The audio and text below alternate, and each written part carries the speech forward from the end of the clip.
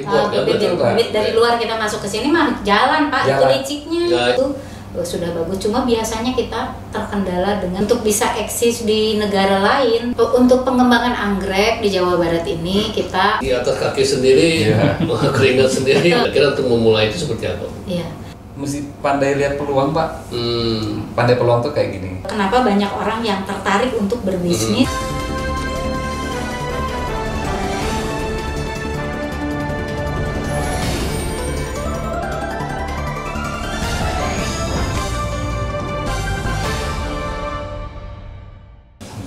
Sekarang saya ingin tanya ke pelaku usaha, Kang Arif ya. Mohon. Kang Arif dari mana, Arif? Dari Antapani Pak. Orang Bandung ya. Orang Bandung. Bandung, pelaku usaha anggrek seperti ini. Iya Pak. Terus sama alami, ini apa? Saya campur pakai bahasa Indonesia, bahasa Sunda. Bisa orang Bandung. Udah berapa lama? Bisnis anggrek mungkin udah 6-7 tahunan Pak. Oke. 6-7 tahunan. Sebelumnya penghobi. Dari hobi pencinta, jadi sekarang full time menjadi petani, seperti apa? Menjadi pembisnis Pak ya kan? Iya, bisnis saja, bisnis. Jadi dari mulai seedling, yang tadi ada level-level yang dibilang itu kan, mulai bottling sampai ke level jadi, atau ada di segmen mana? Enggak, kalau saya segmen akhir Pak. Segmen akhir itu dewasa berbunga, jadi saya itu masuk ke segmen penjual Pak. Penjual dan pembeli sebetulnya saya tuh. Jadi Kang Arif survei di level tadi apa yang siap untuk dijual. Iya. Ya, semuanya bisa dijual sih ya. Bisa, tapi yang sudah apa sebutnya selevel ini Bu? Jadi tadi sudah berbunga ini ya. Iya, berbunga. Jadi di level yang berbunga. Tergantung permintaan Pak. Kalau kita sebagai pelaku bisnis pedagang itu kan mesti lihat peluang ya Pak ya. Peluang apa sih yang memungkinkan gitu kan, yang paling Kalau saya lihat Pak, untuk bisnis di Bandung itu minimal itu segmen dewasa Pak, dewasa dan berbunga. Jadi kalau segmen dewasa dan berbunga itu peminatnya jauh lebih banyak daripada segmen seedling atau botolan. Gitu. Itu marketnya di Bandung, Jawa Barat atau nasional? Kalau saya nasional Pak. Nasional. Kalau saya udah nasional. Kirim sampai ke Papua juga dikirim. Gitu. Nah terus tapi kalau untuk bisnis lokalnya, kalau saya kan istilahnya pedagang anggreknya ya Pak ya. Kita ada kios juga, ada kebun juga Pak. Nah kios kita di Tegalega Pak.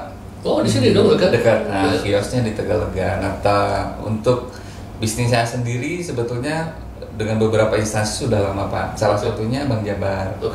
Kalau dengan Bank Jabar itu kita sistemnya sewa Pak. Rental. Oh iya, banyak suka ada rental ya, mereka rental terus ganti lagi ya, berapa itu ya. Sebulan sekali kita rental. Dengan dinas-dinas tertentu juga kita juga ada. Dulu BCA kita juga pegang Pak. Tapi ada efisiensi itu kurang lebih 3 tahun lalu ganti ke lebih awet. Lebih awet kelihatannya. Tidak menarik gitu. Ya, nah kalau dengan Bank Jabar itu nggak boleh Pak untuk merekanya anti. Ini nyebutin Bang Jabar boleh nggak? Sorry. Boleh, nggak apa-apa, aman. Aman. Jadi sudah lama sebelum pandemi malah Pak. Jadi sudah ada kerjasama sebelum pandemi. Nah tapi kalau untuk lokalannya ya kita kebanyakan tuh via media online atau ini Pak. Kita ada media Facebook, ada media Instagram, terus ada toko oranye lah ya Pak ya kita sebutnya. Kita ada beberapa media yang memang untuk bisa jual, termasuk TikTok. Selain ekspor juga? Ekspor belum bisa Pak, tapi impor sudah. Jadi impor untuk tadi itu kan yang Ibu bilang.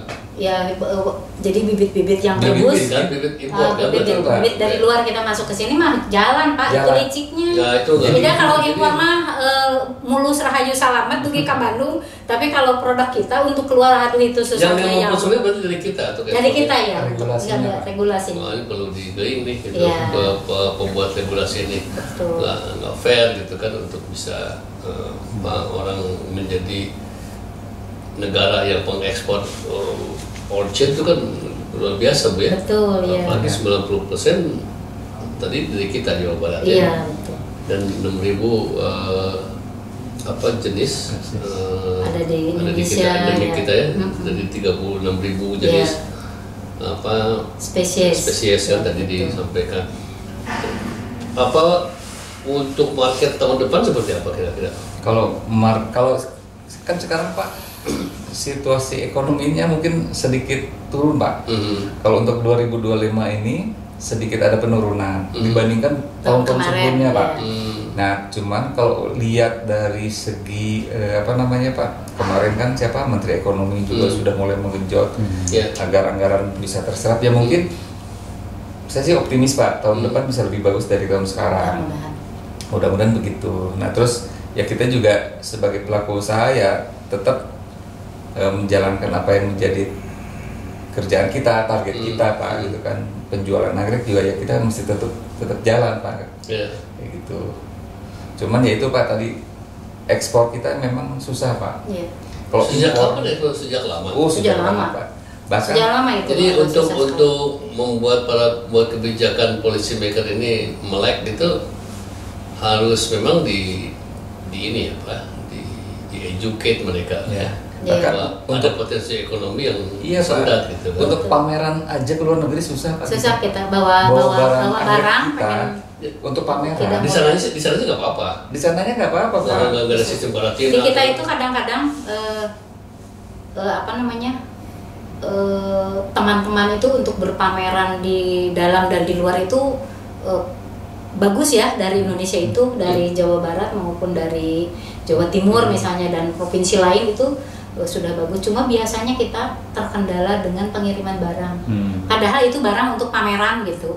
Untuk pameran aja susah Pak itu untuk keluar. Sehingga kita untuk bisa eksis di negara lain memperlihatkan potensi-potensi kita itu juga agak susah. Ini perlu kebijakan nasional berarti ini? Nasional, ini harus nasional. Karena ini Kementerian Pertanian dan Kehutanan. Jadi Kementerian Pertanian, Kementerian Kehutanan, karena nanti Dinas BKSDA segala macam itu ada di bawah Kehutanan.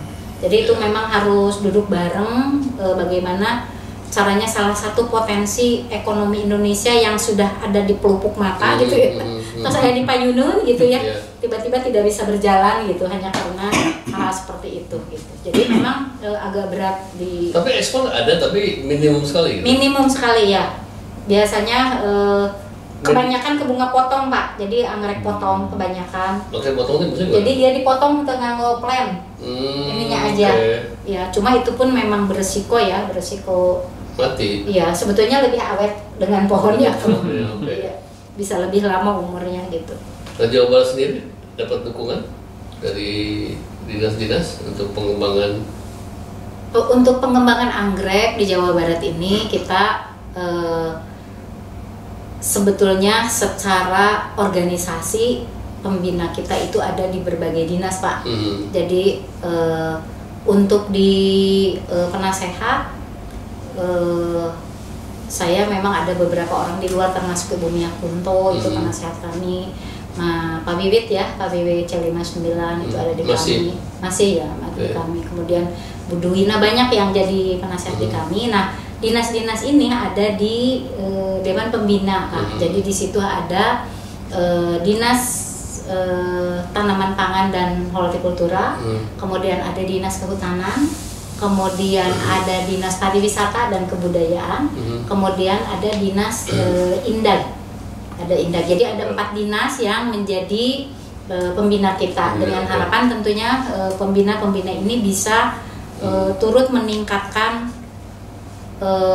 DPD PAI Jabar ini meningkatlah lebih baik gitu ya. Nah, tapi sayangnya itu tadi saya sampaikan bahwa seperti keinginan dari Dinas Hortikultura Provinsi Jawa Barat, mereka itu ingin support kita Pak, melihat bagaimana program kita gitu ya, seperti itu.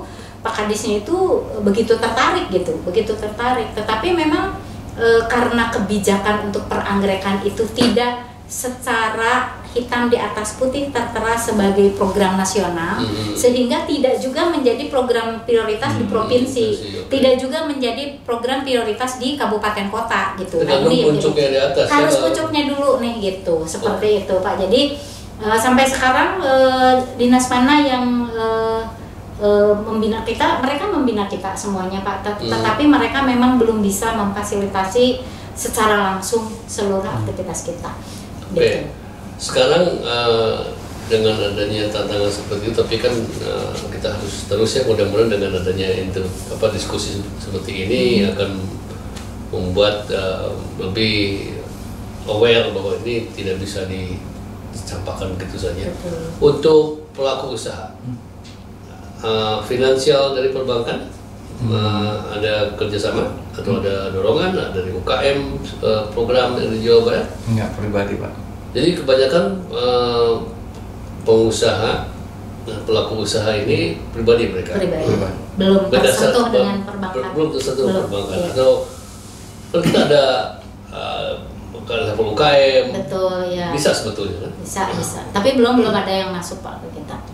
Belum ada yang kerjasama kita, baik dari UKM mau perbankan, kita belum ada. Jadi ini mandiri ya. Jadi totally di atas kaki sendiri, keringat sendiri, uang sendiri. Jadi yang namanya orang-orang anggrek ini bisnis kita sendiri berjalan, organisasi pun kita sendiri Pak. Jadi harus mampu berdiri sendiri gitu. Seperti itu kira-kira.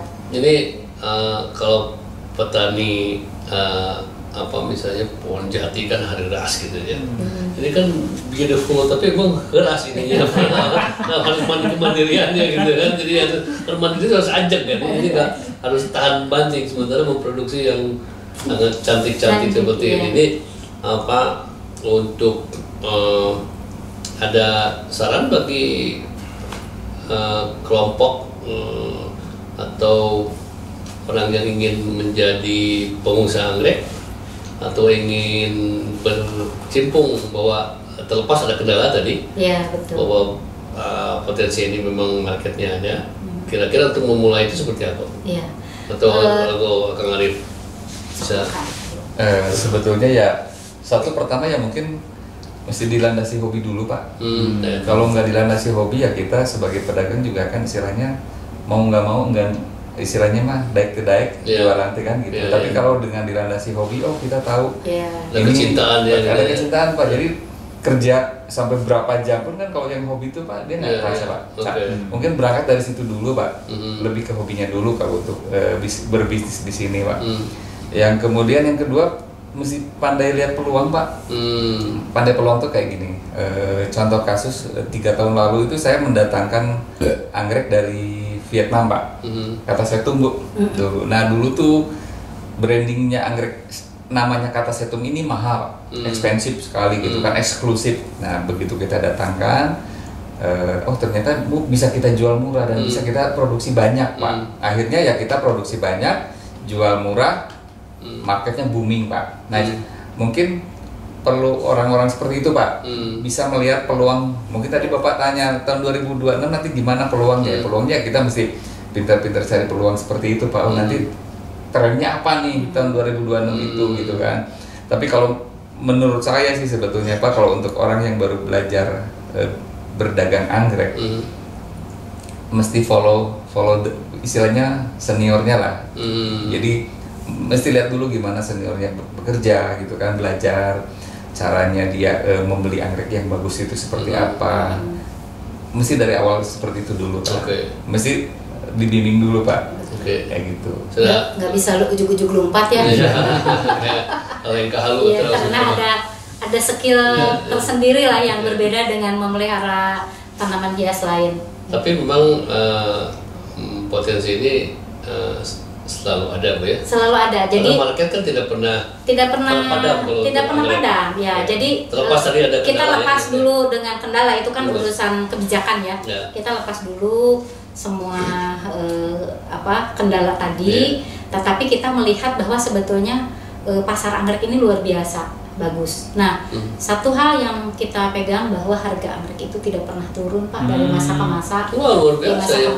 Coba misalnya dulu kalau ada tanaman hias jenis A dulu dengan harga bisa 400 juta, tiba-tiba jebret, jadi nggak ada harga sama sekali. Nah, anggrek ini sebetulnya sangat stabil dari masa ke masa. Jadi kalau zaman dulu diistilahkannya dengan emas ya, dengan emas kalau dulu. Jadi kalau harga sidring itu misalnya harga sidring sagengkil lah Pak ya tingginya, itu harganya itu bisa setengah gram emas harganya. Jadi bayangkan aja kalau sekarang emas harga 2,3.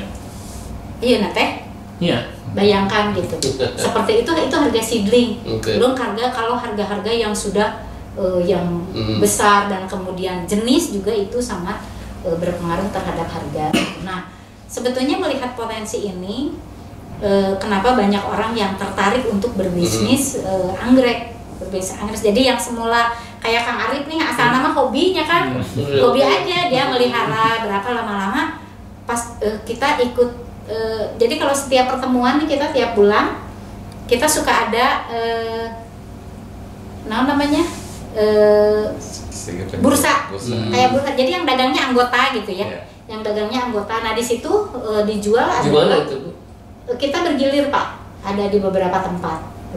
Nah itu yang dijual itu adalah anggrek-anggrek berkualitas Pak semua. Jadi kalau pencinta mah mending mesar didinya gitu ya. Itu nah seperti itu. Pameran anggrek terakhir kapan? Atau exhibition atau pameran anggrek besar terakhir itu 2012 Pak. Terakhir 2012. Waduh. Nah Bandung ya itu dulu kita dibiayai oleh Bank Indonesia. Bank Indonesia. Nah kami tuh di Jawa Barat sebetulnya sangat memimpikan Jawa Barat ini mempunyai event tetap pameran anggrek setiap tahun. Pasti orang pasti datang sih. Nah jadi karena salah satu cara kita mengenalkan produk kita adalah melalui pameran. Betul. Dan salah satu kita mendatangkan wisatawan dari luar ke kita adalah dengan menyelenggarakan pameran gitu. Nanti saya telepon mulai kotanya boleh. Nah, jadi kalau misalnya di Jawa Barat, jadi kita levelnya dibikin internasional Pak. Nah, ya karena Bandung udah potensial. Udah. Nah, kenapa kita tidak berani seperti itu? Punten ada satu teman kita di provinsi lain yang pemerintahnya itu aware. Jadi setiap tahun itu mereka memang sudah komitmen menyelenggarakan pameran gitu. Provinsi ada mana? Pendanaan Jatim Pak. Jatim itu sudah komitmen mereka di Batu itu kita tiap tahun ya kan ya. Tiap tahun itu tidak pernah itu udah berapa belas tahun berjalan.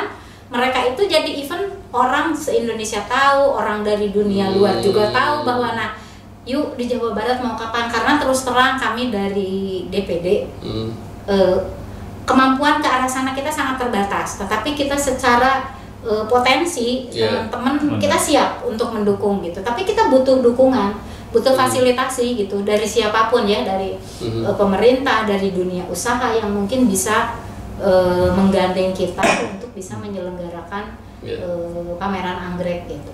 Jadi yang pameran anggrek besar itu 2012, tetapi sejak berdiri DPD kita setiap saat kita baru awal bulan kemarin, bulan Oktober kita juga ada pameran di Kiara Arta Pak. Di Kiara Arta, walaupun itu skalanya kecil-kecilan ya, kita kecil-kecilan, tetapi kita juga sambil ada kontes anggrek dan lain-lain gitu, seperti itu. Itu bagus tuh kontes. Ya, kontes anggrek itu luar biasa, bahkan alhamdulillah kemarin teman-teman dari Jawa Barat ini juga dipercaya untuk mengelola kontes anggrek di Floy Tangerang Pak. Itu eventnya internasional untuk tanaman hias. Jadi kemarin untuk kontes anggreknya kita dari Jawa Barat yang diminta untuk mengelola ke sana. Alhamdulillah jadi udah dipercaya untuk itu ya. Harapannya Jawa Barat punya satu market tetap untuk mempromosikan anggrek potensi Jawa Barat. Mungkin Bandung, mungkin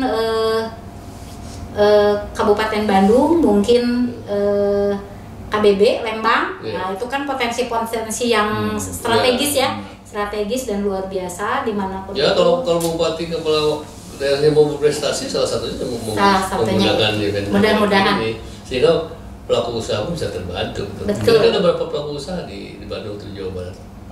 Sangat banyak sekali ya. Dan sekarang mereka punya market yang bertahan bahkan berkembang ya.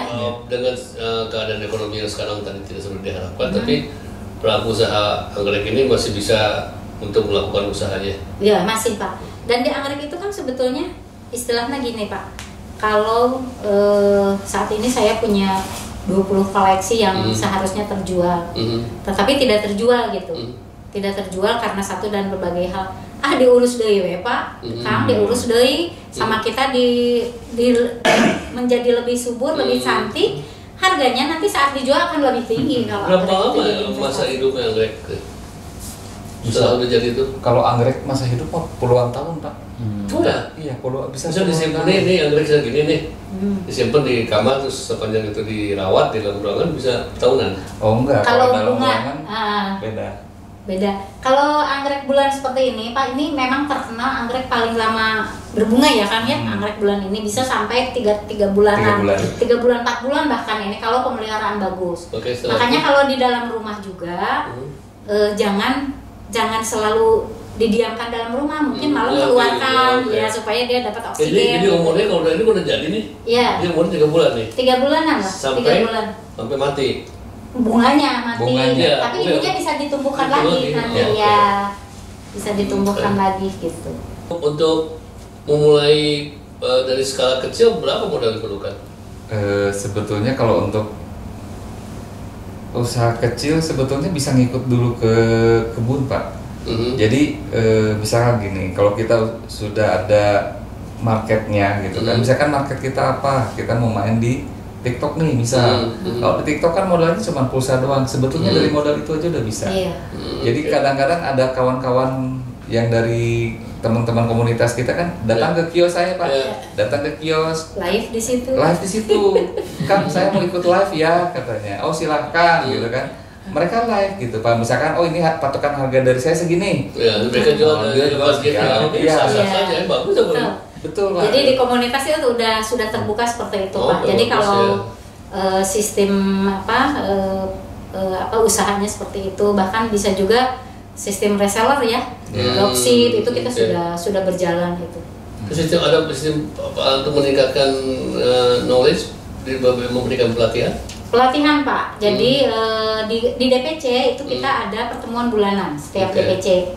Setiap DPC ada pertemuan bulanan. Biasanya itu lebih ke membahas bagaimana sih harus pemupukan, bagaimana untuk anti hama, repotting dan lain-lain. Nah, di DPD sendiri kita mengambil spesifikasi yang lebih tinggi mungkin ya, yang tidak bisa dilakukan oleh DPC. Kita melakukan pelatihan budidaya anggrek secara luas Pak, secara luas dari mulai bagaimana cara kultur jaringan untuk bisa membibitkan buah menjadi botolan tadi, itu ada pelatihannya di kami di DPD. Kemudian juga ada pelatihan bagaimana cara mereka untuk budidaya anggrek dari mulai botolan sampai berbunga, dan kami dari DPD itu khusus yang untuk kecil dulu nih, yang untuk seedling kita siap untuk menampung untuk penjualan. Sudah bisa mengalirkan kita ke industri gitu, seperti itu. Jadi potensi ada, tinggal dukungan yang optimal nih. Dukungannya Pak. Kalau Jawa Barat mau maju, anggrek salah satunya potensi yang bisa dibentuk. Jawa Barat kalau misalnya ini ada potensi ekonomi yang memang luar biasa. Tadi saya tertarik ya, harga tidak pernah turun Pak. Tidak pernah turun Pak. Nah itu yang sifatnya karena memang didukung juga oleh organisasi alam yang di kita masih oke untuk punya 6.000 ini jenis ya tadi spesies dari 36.000 sekian dunia. Jadi untuk itu mungkin Ibu nanti kalau ada program yang bisa dilaksanakan apa tahun depan, nanti kita bisa mensosialisasikan itu. Kita orang sudah bilang kita gayung pemerintah nih untuk sarangan gitu, kita expose karena memang sangat disayangkan ya, importnya besar daripada ekspornya. Dan sementara ini anggrek ini memang tanaman yang anugerah yang luar biasa ya. Sejak kita kecil seumur hidup nih melihat anggrek tidak pernah ada kesan yang memang the beauty of anggrek ini sangatlah luar biasa. Malahan kalau kita ke negara seberang itu Singapura ada Orchard Road ya, jadi ada betul. itu wilayah yang sangat dekat, dan memang anggrek ini patut dilestarikan, apalagi kita punya 6.000 jenis endemik asli kita ya. Betul. Dan mungkin juga satu Kang yang perlu dibantu itu pemerintah itu semacam membuat himbauan lah ya untuk dunia industri lain, misalnya seperti tadi perbankan kita sudah ada mulai yang pakai hotel misalnya di stasiun atau di bandara, yuk pakai anggrek gitu ya. Nah dengan demikian itu menjadi salah satu juga dukungan terhadap peranggerekan di Jawa Barat ya, karena dengan adanya himbauan itu dari pemerintah, otomatis itu salah satu dukungan untuk kami dunia peranggerekan gitu. Kalau sudah ada dukungan aja itu dari Jawa Barat, dari Kota Bandung, dari Kabupaten Bandung dan lain-lain misalnya pakai anggrek gitu ya, seperti itu misalnya. Kenapa? Karena kalau anggrek itu sebetulnya tadi Pak, kalaupun nanti bunganya sudah habis, pohonnya itu kan tinggal diikat di pohon nih Pak, tinggal diikat aja di pohon, itu bisa nanti berbunga lagi gitu, seperti itu.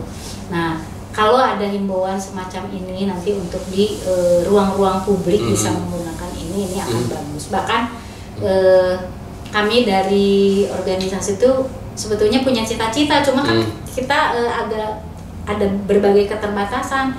Kenapa sih Kota Bandung tidak punya, Kota Bandung lalah mencatat gitu ya, tidak punya taman anggrek. Kita satu spot aja di mana anggrek. Kenapa sih kita kalah sama Surabaya gitu ya? Surabaya aja bisa. Jalannya ada jalan anggrek, tapi anggrek nggak kelihatan. Nah, kita bikin jadi taman anggrek satu itu. Gagasan atau usulan ini harus diwujudkan. Misalnya Bandung menjadi kota anggrek atau kota kembang itu masih ada kan, supaya nuansanya bisa aja sebetulnya di pemerintahan area gedung sate misalnya, kan pohonnya banyak tuh, sama kantor nempelan anggrek Pak, itu luar biasa. Pemerintah Kota Bandung itu juga bisa. Itu sebetulnya kalau mau serius mereka bisa, insya Allah itu salah satu dukungan yang bisa nanti kita expose dan kita green ya, bahwa harus dilakukan hal yang seperti ini, karena memang dampak positif ekonomi ada juga ya. Baik, kita di penghujung acara Pentas TV. Terima kasih Haja Romlah, Kang Arif, Dr. Nuhun. Ini satu inspiring pengetahuan, juga menjadikan motivasi untuk para generasi-generasi yang ingin terjun di bidang industri anggrek. Ada expert-expertnya, ada organisasinya, ada pelaku usahanya. Jadi acara ini semoga bermanfaat.